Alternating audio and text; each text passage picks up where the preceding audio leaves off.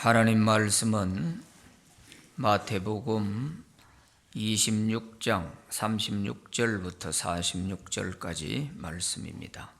오늘은 사순절 네 번째 주일로서 예수님의 기도와 경고라는 제목으로 말씀을 드립니다. 오늘 본문은 예수님께서 십자가에 달려 돌아가시기 약 15시간 전에 겟세마네 동산에서 기도하실 때 있었던 내용입니다. 예수님은 어떤 기도를 하셨으며 제자들에게는 어떤 경고의 말씀을 하셨는지 살펴보면서 함께 은혜 받기를 원합니다. 먼저 예수님의 피땀 흘린 기도를 볼 수 있습니다.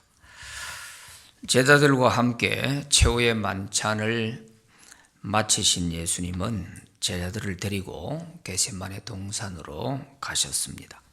이 동산은 올리브 나무가 우거진 그런 곳으로서 평소에도 예수님께서 자주 기도하러 가셨던 곳입니다. 그래서 누가복음 22장 39절에는 습관을 따라 기도하러 가셨다, 그렇게 기록이 되어 있습니다. 그만큼 평소에도 자주 기도하러 가셨다는 말이죠. 겟세마네 동산에 도착하신 예수님은 내가 저기 가서 기도할 동안에 너희들은 여기 앉아 있으라 하시고, 제자들 가운데 베드로, 야고보, 요한 이 세 제자들을 데리고서 조금 더 떨어진 곳으로 가셔서 예수님은 자신의 고민과 슬픔에 찬 마음을 제자들에게 털어놓았습니다. 오늘 본문 37절, 38절 말씀 함께 읽어보겠습니다. 시작. 베드로와 세베대의 두 아들을 데리고 가실새 고민하고 슬퍼하사 이에 말씀하시되 내 마음이 매우 고민하여 죽게 되었으니 너희는 여기 머물러 나와 함께 깨어 있으라 하시고, 고민하여 죽게 되었으니 예수님에게서 정말 들어보기 어려운 말씀인데, 마지막 십자가를 앞두고 겟세마네 동산에서 제자들에게 이런 말씀을 하셨어요. 고민하고 죽게 되었다. 예수님은 하나님의 아들이셨지만 인간의 몸을 가지고 세상에 계시는 동안에는 우리와 똑같이 고민도 하시고 슬퍼도 하시고, 그래서 답답한 마음을 제자들에게 내 마음이 심히 고민하여 죽게 되었다는 이런 마음을 털어놓기도 하시고 하는 이런 모습들을 볼 수가 있죠. 이렇게 인간적인 고뇌를 제자들에게 털어놓을 만큼 예수님은 인간이셨다 하는 예수님의 인성을 우리가 잘 볼 수가 있습니다. 그래서 그 세 제자들에게도 너희는 여기 머물러 나와 함께 깨어 있으라 이렇게 말씀하시고, 조금 더 떨어진 곳에 가셔서 예수님은 기도하게 되셨습니다. 얼마나 괴롭고 절박하셨으면 얼굴을 땅에 대고 이렇게 엎드려서 기도를 하셨겠습니까? 그런데도 예수님은 자신을 위함보다도 하나님의 소원대로 되기를 원한다고 그렇게 기도하셨습니다. 39절 말씀에 보면 조금 나아가서 얼굴을 땅에 대시고 엎드려 기도하여 이르시되 내 아버지여, 만일 할만하시거든 이 잔을 내게서 지나가게 하옵소서. 그러나 나의 원대로 마시옵고 아버지의 원대로 하옵소서 하시고, 그렇게 말씀합니다. 여기서 보면 예수님은 정말 인간으로서 느낄 수 있는 거, 우리와 조금도 다를 바 없이 다 느끼고 계신다 하는 걸 알 수 있죠. 이 잔을 내게서 지나가게 하옵소서. 십자가의 죽음을 앞두고 할 수만 있다면 이 죽음을 피하고 싶다고 하는 솔직한 예수님의 그 마음을 볼 수가 있죠. 그렇지만 내 생각에는 이 죽음을 피하고 싶지만 그러나 내 원대로 하지 마시고 아버지의 원대로 하옵소서, 이렇게 기도하신 것입니다. 예수님의 이 기도에는 자기를 이 땅에 내려보내서 인간을 구원하라는 하나님 아버지의 뜻에 절대 복종하는 그런 예수님의 모습을 볼 수 있습니다. 인성을 가지신지라 예수님도 할 수만 있다면 이 십자가의 죽음이 지나가기를 바랐습니다. 그렇지만 내가 바라는 대로 된 것이 아니라 아버지의 원하시는 대로 하옵소서, 이렇게 기도할 수 있습니다. 이것은 자신을 내려놓지 않고는 할 수 없는 기도입니다. 자기를 포기해야 하나님의 뜻을 따를 수가 있는 것이죠. 자기의 뜻을 다 내려놓고 하나님의 뜻을 따르기로 마음먹으니까 하나님의 말씀대로 정말 절대 복종을 할 수가 있는 것이죠. 우리가 여기서 예수님의 이러한 모습 속에서 우리가 하나님의 말씀을 따르려면 내 자신을 포기해야 된다, 나를 내려놓아야 된다 하는 것을 배우게 되는 것이죠. 나를 내려놓지 않고는 우리가 하나님께 순종의 삶을 살기는 어렵습니다. 순종이 뭡니까? 내 뜻을 포기하고 하나님의 뜻을 따라가는 거 아니겠습니까? 예수님은 어떻게 이렇게 죽기까지 하나님 아버지의 뜻에 순종할 수 있었을까 하는 것입니다. 예수님은 하나님 아버지의 뜻에 순종하여 죽는 것은 곧 사는 것이다, 목숨을 버리는 것은 다시 얻는 것이다 하는 이것을 알고 계셨기 때문에 가능했던 것입니다. 우리가 생각할 때는 십자가에 저렇게 나약한 모습으로 돌아가시는 예수님을 보면 실패자의 모습 같지요. 그렇지만 예수님의 마음에는 그 어느 누구도 느낄 수 없는 그런 하나님 아버지의 뜻에 순종함으로 인해서 내가 승리하는 것이라는 이 마음으로 가득 차 있었던 것이죠. 그래서 하나님의 뜻에 순종하여 죽는 것은 결코 헛된 죽음이 아니다, 다시 목숨을 얻는 것이다, 이것을 마음에 알고 확신하고 있었기 때문에 자기를 포기할 수 있었던 것입니다. 그래서 예수님은 제자들에게 이렇게 말씀하신 적이 있습니다. 요한복음 10장 17절 18절에 보면 내가 내 목숨을 버리는 것은 그것을 내가 다시 얻기 위함이니 이로 말미암아 아버지께서 나를 사랑하시느니라. 이를 내게서 빼앗는 자가 있는 것이 아니라 내가 스스로 버리노라.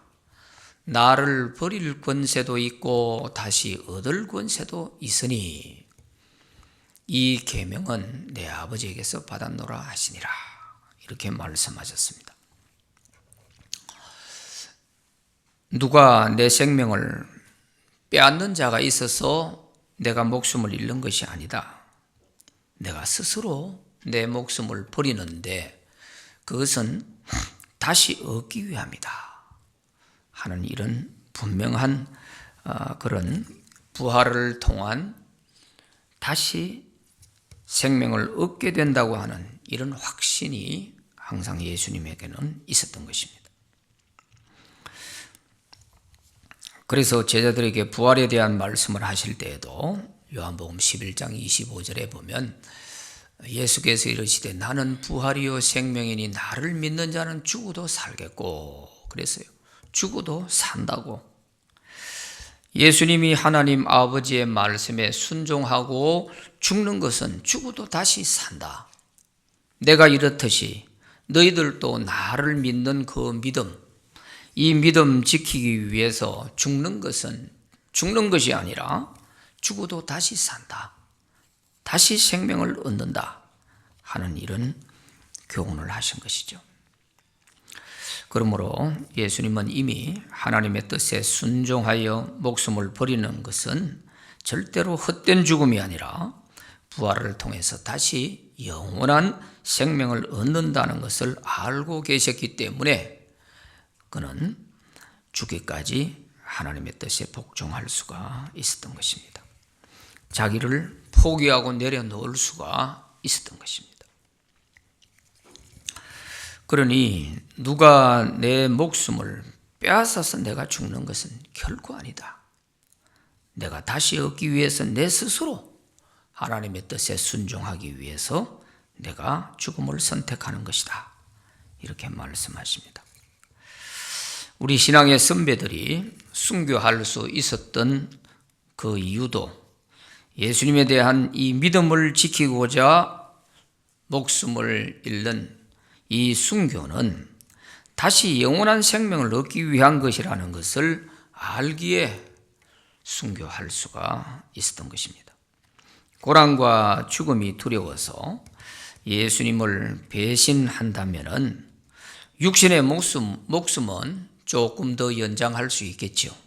그러나 영원한 생명과 천국을 잃어버려서 지옥의 형벌을 피할 수는 없을 것입니다. 예수님도 육신의 죽음을 위해서라면 얼마든지 죽지 않고 피할 수가 있었습니다. 오히려 자기를 죽이려고 하는 이 자들을 다 없애버릴 수도 있는 능력도 있었습니다. 만약 그렇게 한다면 인간을 구원하시기를 원하시는 하나님 아버지의 뜻을 어떻게 이룰 수가 있었겠습니까? 그래서 예수님은 할 수만 있다면 이 고난의 잔을 지나가게 해 주시되 그러나 내 원대로 마시옵고 아버지의 소원대로 되기를 원합니다. 이렇게 기도하신 것입니다. 죽어도 산다 하는 이 진리를 믿지 못하면 오늘 우리도 신앙을 지키기가 어렵습니다. 왜냐하면 우리의 신앙의 마지막에는 정말 죽느냐 사느냐 하는 이런 문제에 부딪힐 수 있기 때문에 평소에 좋을 때야 뭐 믿음이 있는지 없는지 우리가 별로 분별이 안 돼요. 그렇지만 어떤 시대가 좋지 않아 악조건 속에서 과연 신앙을 지킬 것이냐 목숨을 위해 신앙을 포기할 것이냐 하는 이런 기로에 서게 된다면 이때 이제 믿음이 나타나는 것이죠. 내가 신앙을 지키기 위해 목숨을 버리는 것은 영원한 생명을 다시 얻는 것이다 하는 이 신앙의 믿음이 확실하게 있는 사람이라야 자기를 버리고 신앙을 지킬 수가 있죠. 그러지 못하면 그저 육신의 생명을 조금 더 연장시키는 그 길을 선택하기가 쉬운 것입니다. 왜? 우리 인간은 다 나약하기 때문에 당장의 눈앞에 펼쳐지는 그런 두려움 속에서는 나약하기 이를 데가 없죠. 평소에는 내 믿음이 대단한 것 같지만 그런 순간 앞에 서면 비로소 내가 얼마나 믿음이 나약한지 하는 걸 알 수가 있어요. 그냥 무너져 내리는 것입니다. 예수님은 이 기도를 얼마나 간절하게 애를 쓰며 기도하셨던지 땀이 핏방울같이 땅에 떨어졌다. 이렇게 누가복음 22장 44절에서는 기록하고 있습니다. 자기를 내려놓고 아버지의 뜻을 따르려고 하는 이것이 얼마나 힘들었으면 땀이 땅에 떨어지는 핏방울 같았다. 특히 누가는 의사지 않습니까? 누가복음을 기록한 누가는 의사였단 말이죠. 의사의 눈으로 바라본 그 예수님의 얼굴에서 떨어지는 땀, 거기에는 핏방울 같았다 하는 말은, 이걸 주석가들은 그 땀이 나오는 그 땀샘을 통해서 피가 섞여 나왔다, 이렇게 해석을 하기도 하죠.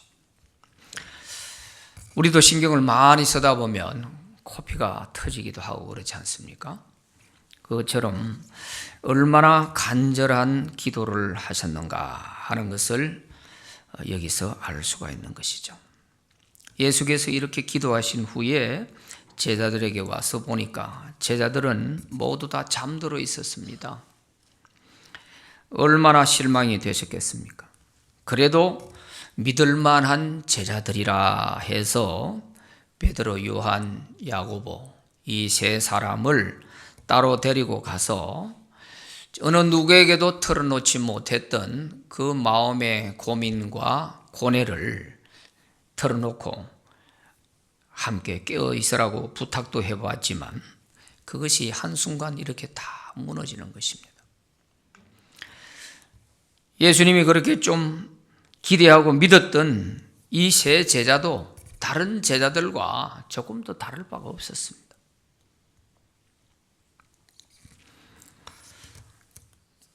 그래서 예수님은 이들을 깨워서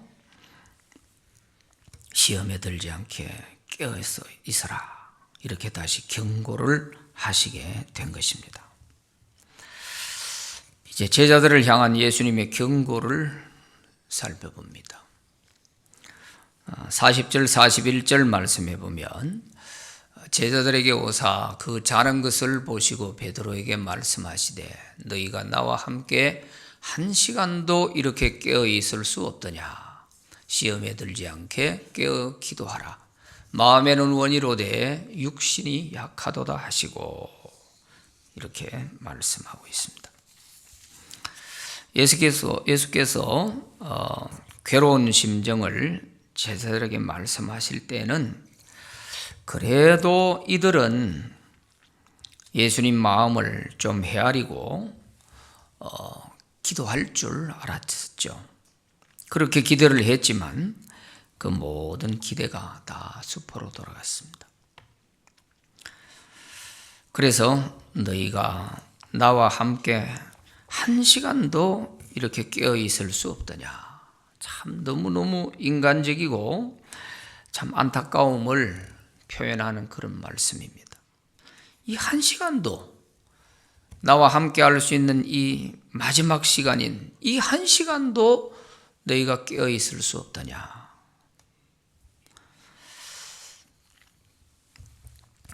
애절한 이 예수님 말씀 속에는 제자들을 생각하는 그 끔찍한 사랑이 포함된 책망인 것입니다. 그래도 제자라면 또 예수님의 신뢰를 받았던 자들이라면 스승이 이렇게 괴로워하시는데 조금이라도 동정하는 마음이 있어야 되지 않겠습니까? 그런데 전혀 예수님의 이 괴로움과는 아랑곳하지 않고 잠들어 있다는 것은 제자로서도 도리가 아니죠. 그런데 예수님은 이제는 나를 위해서가 아니라 너희 자신들을 위해서 시험에 들지 않게 깨어 기도하라 하고 경고하십니다. 물론 지금까지 예수님을 따라다니느라 육신이 매우 피곤하기도 했을 것입니다. 그래도 기도하지 아니하면 잠시 후에 무서운 시험에 빠질 수 있기 때문에 이제는 너희 자신을 위해서 시험에 빠지지 않도록 기도해라 하고 말씀하시는 것입니다. 이것은 그냥 평범한 말씀으로 들어서는 안 될 일이죠. 경고인데 이런 얘기도 결코 제자들은 마음에 새겨듣지 못했습니다. 그리고 예수님은 다시 두 번째 나아가서 기도하시고 돌아와 보니까 역시 제자들은 잠들어 있었습니다. 42절 말씀에 보면 다시 두 번째 나아가 기도하여 이르시되 내 아버지여, 만일 내 아버지 내가 마시지 않고는 이 잔이 내게서 지나갈 수 없거든 아버지의 원대로 되기를 원하나이다 하시고, 이렇게 43절에 보면 다시 오사 보신즉 그들이 자니 이는 그들의 눈이 피곤함일러라, 이렇게 기록되어 있습니다. 제자들은 육신이 피곤하여 잠든 것은 예수님도 이해는 하셨지만 그렇다고 기도하지 아니함으로 인해서 닥쳐오는 시험을 이길 수가 있는 것은 아니었어요. 그래서 예수님은 이제 이들을 그대로 두고 마치 이제는 다 포기했다는 그런 듯이 세 번째 나가서 또 기도하십니다. 그리고 세 번째 기도하고 돌아와서 보니 제자들은 역시 잠들어 있었어요. 44절부터 46절까지 말씀해 보면 또 그들을 두시고 나가사 세 번째 같은 말씀으로 기도하신 후 이에 제자들에게 오사 이르시되 이제는 자고 쉬라. 보라, 때가 가까이 왔으니 인자가 죄인의 손에 팔리느니라. 일어나라, 함께 가자. 보라, 나를 파는 자가 가까이 왔느니라 하고 말씀하십니다. 이제 곧 예수님이 잡혀가게 될 것이기 때문에 기도할 기회가 이제는 다 지나가 버렸다는 말씀이죠. 이제는 잘라면 자고 쉬려면 쉬고 마음대로 해라. 이제는 때가 눈앞에 다가왔다. 나를 팔 자가 지금 곧 올 것이다.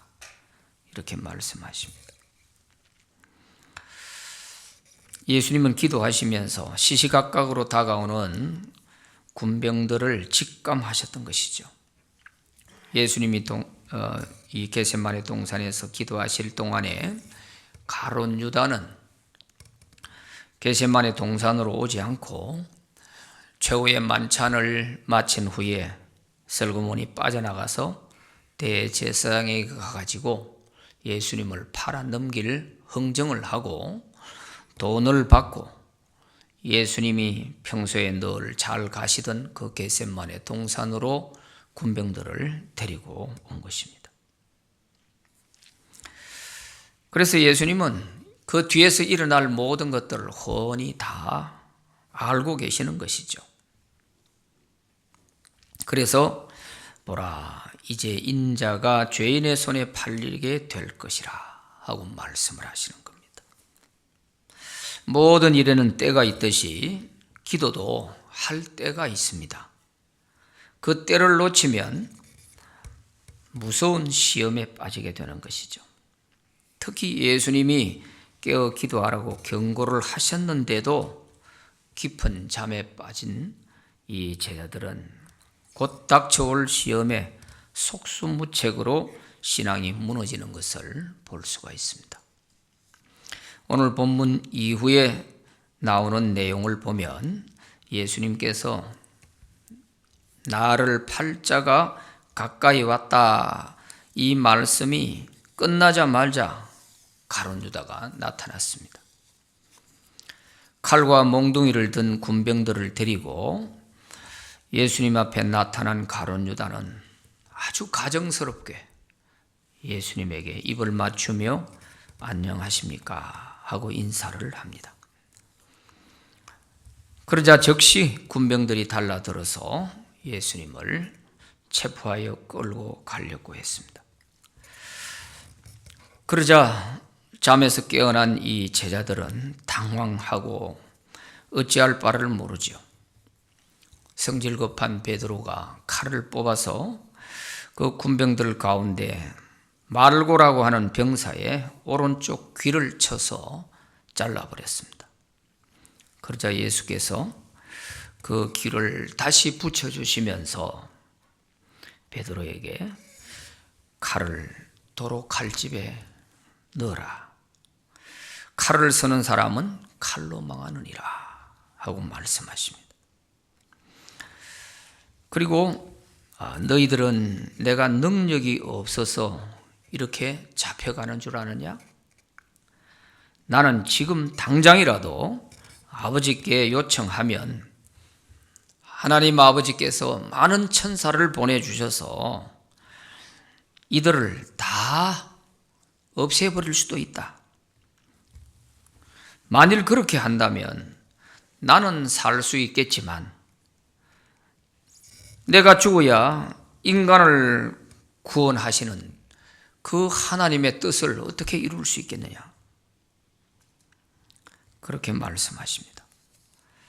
이처럼 예수님은 무한한 힘과 능력을 가지고서도 하나님의 뜻에 순종하기 위해서 그 능력을 다 포기하십니다. 사용하지 않으십니다. 그리고 사람의 보기에는 나약한 모습으로 끌려가시는 이런 예수님을 보자 제자들은 하나 둘씩 모두 다 예수님을 버리고 도망치기 시작했습니다. 제자들은 바로 이 겟세마네 동산으로 올 때에 이렇게 말을 했습니다.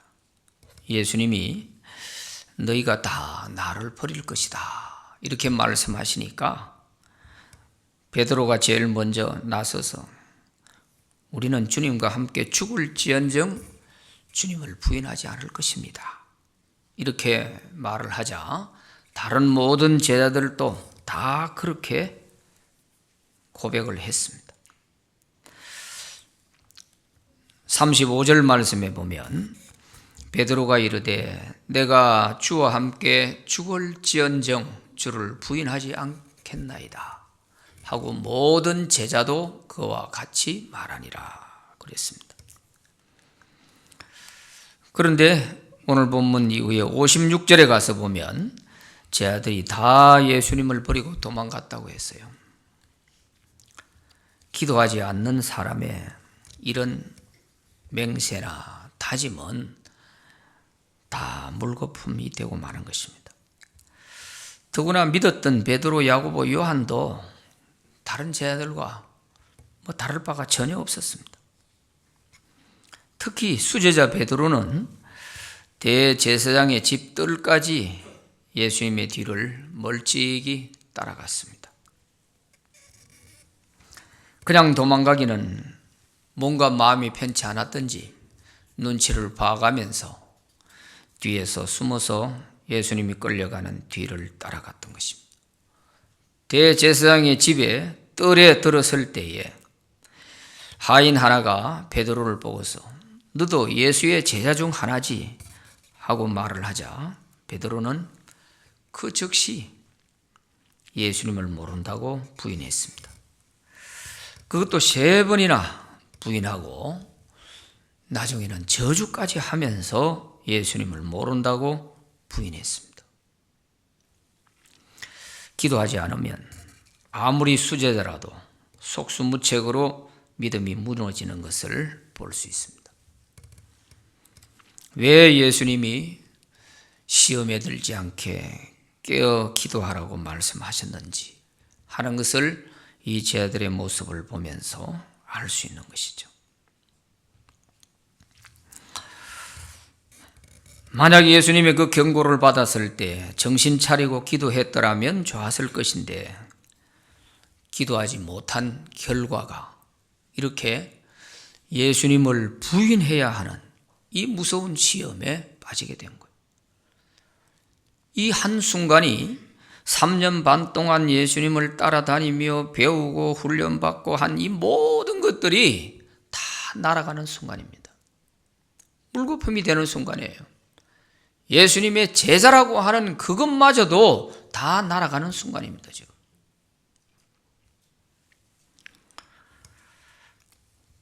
그래서 예수님께서 시험에 빠지지 않도록 깨어 기도하라 말씀하신 것이죠. 오늘 우리의 신앙도 마찬가지입니다. 기도하지 않는 신앙은 뭐 더 이상 논할 가치가 없는 거예요.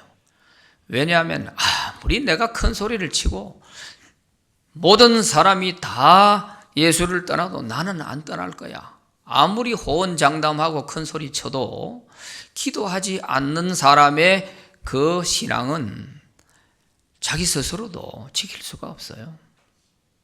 그냥 다 허공으로 날아가는 것입니다. 그 당시 생각 같아서는 절대로 그렇게 안 할 것 같지요. 나는 그렇게 안 될 것이라고 그렇게 자기 스스로도 믿었지만, 그러나 목숨을 위협하는 그 두려움 앞에서는 이렇게 속수무책으로 무너지는 것입니다. 베드로가 이렇게 세 번째 부인했을 때 마치 새벽닭이 울었습니다. 이 닭울음 소리를 듣고 베드로는 예수님의 그 말씀이 생각나서 너희가 다 나를 버릴 것이다. 닭 울기 전에 네가 3번 나를 부인할 것이다 했던 그 예수님의 말씀이 생각이 나서 밖으로 뛰쳐나가서 통곡을 했다. 그렇게 성경이 가르쳐주고 있습니다. 75절 말씀 한번 같이 읽어봅니다. 시작. 이에 베드로가 예수의 말씀에 닭 울기 전에 네가 3번 나를 부인하리라 하심이 생각나서 밖에 나가서 심히 통곡하니라. 아멘. 제 아들이 예수님의 경고를 듣고도 기도하지 못한 이유는 무엇입니까? 그것은 너무 피곤해서 그랬어요. 너무 피곤했어. 그래서 오늘 말씀에도 보면 41절에는 예수님께서도 이들이 얼마나 피곤했던지 그 모습을 보면서 너희 마음에는 원이지만 육신이 약하구나 하고 예수님도 어느 정도 인정을 하셨어요. 그런가 하면 43절에 보면 그들의 눈이 피곤함일러라 이렇게 기록되어 있죠. 피곤했다. 마가복음에서는 심히 피곤했다 이렇게 기록되어 있어요. 무엇 때문이었는지 그것은 구체적으로 알 수 없지만 성경에 나온 기록을 보면 최후의 만찬을 마치고 겟세마네 동산으로 왔고 그 이전에는 다른 사람을 시켜가지고 최후의 만찬을 준비했었고 그랬었는데 다른 면에서 이렇게까지 피곤할 정도로 이렇게까지 한 그런 일이 없어요. 제 아들이. 이렇게 볼 때 이들은 육신의 피곤도 피곤이지만 영적으로 벌써 주님의 말씀에 대해서 멀어져 있으니까 영적으로 잠들어 있는 것이다. 이런 생각을 할 수가 있는 것입니다. 왜냐하면 바로 최후의 만찬을 시작하기 전에 사건을 보면 누가 높으냐, 누가 크냐 이 문제를 가지고 제 아들은 오히려 눈치 싸움을 하고 있는 그런 것을 볼 수가 있거든요. 그러니까 예수님은 내가 고난받고 죽게 될 것이다. 그리고 사흘 만에 다시 살아날 것이다. 이걸 3번이나 이 얘기를 했단 말이죠. 그러니까 제자들의 마음에는 여러 가지 갈등이 있었을 거예요. 우리가 지금까지 믿고 따르던 예수님이 죽는다면 우리는 어떻게 되는 것이냐? 아마 이런저런 그런 복잡한 마음들이 있었을 거예요. 그러니까 육체의 피곤보다도 이런 마음의 그들의 예수님에 대한 전적인 신뢰와 그동안 예수님이 일러주셨던 그런 말씀들이 마음에 남아있지 않으니까 이렇게 허무하게 무너지는 것이 되는 것이죠. 단순히 어떤 육체의 피곤함 때문만은 결코 아니었다는 거죠. 그리고 인간은 또 육신을 가진 나약한 존재들이기 때문에 이렇게 중요한 기도해야 할 시간에 기도를 못할 정도로 이렇게 다른 일로 인해서 피곤하게 우리의 몸을 관리하는 것도 잘하는 거 아니죠. 이렇게 우리 몸을 관리한다면 이것은 실패의 길로 가는 지름길이 되는 것입니다. 우리는 아무리 세상 일이 바쁘고 또 중대하다 할지라도 내가 정말 가장 중요한 그런 순간에 기도를 해야 되는데 기도를 못할 정도로 피곤해서 이렇게 잠에 빠져버린다면 이것은 실패할 수밖에 없는 거예요. 그래서 오늘 이런 예수님의 말씀을 우리가 보면서 또 제자들의 이런 무너지는 모습을 보면서 우리 마음에 뭔가 기도해야 할 제목들이 여러 가지가 있는데 내가 이 시간에 이래 있어서는 안 되는데 지금 내가 이래 있을 때가 아닌데 기도해야 하는데 이런 마음이 드는 분이 계시면 지금이라도 잠에서 깨어나세요. 지금이라도 예수님의 경고의 음성이 나에게 주시는 음성이라 생각하고 잠에서 깨어나세요. 기도하세요. 근심 걱정만 가지고 한숨을 쉬지 말고 내가 기도해야 하는데 내가 너무 피곤해. 마음은 원인데 몸이 안 따라. 이렇게 되면 똑같이 이 제자들과 같이 우리도 무너질 수밖에 없는 것입니다.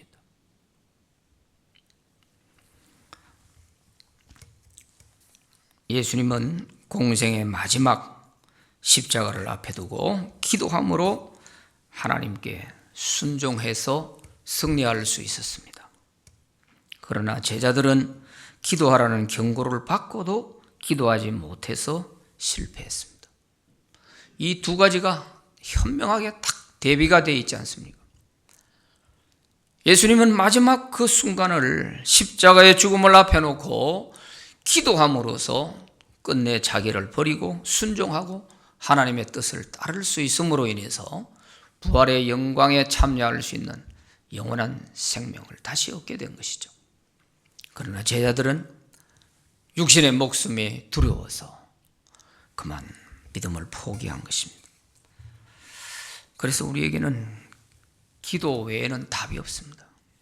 우리의 이 연약함을 이겨내는 데에는 기도를 통해서 하나님이 도와주시는 능력을 덧입지 않고는 우리 스스로 아무리 다짐하고 맹세하고 별짓을 다해도 믿음은 영적인 문제이기 때문에 그게 우리 육신의 어떤 의지와 뭐 강한 성품 다 소용없어요. 한순간 무너지는 거예요. 의지와 패기를 따진다면 베드로 따라갈 사람 누가 있겠어요? 그 의분을 가지고 칼을 가지고 병사들의 귀를 자를 만큼 이렇게 설쳐대는 이런 베드로만큼 따라갈 자가 누가 있겠냔 말이에요. 이게 다 기도하지 않는 사람들이 이렇게 당황해가지고 어찌할 바를 모르고 허둥대는 그런 모습들인 거죠. 그래서 이제 우리는 정말 하나님의 뜻에 순종하는 삶을 살기 위해서는 내 자신을 내려놓고 내 자신의 약함을 솔직히 인정하고 우리는 기도할 수 있기를 바랍니다. 기도만이 우리가 사는 길이고 기도만이 우리의 능력이 되고 기도만이 우리 신앙을 끝까지 지킬 수 있는 힘이 되는 것입니다. 우리 자신 믿지 말고요. 내 스스로 큰 소리치는 거 믿지 말고요. 쓸데없는 그런 괜히 공로 내세우지 말고요. 우리는 겸허하게 우리의 연약함을 인정하고 하나님께 엎드려 기도할 때 하나님께서 위로부터 내려주시는 능력을 덧입을 때 우리는 죽음도 능가할 수 있는 그런 담대한 믿음으로 승리하게 될 줄 믿습니다.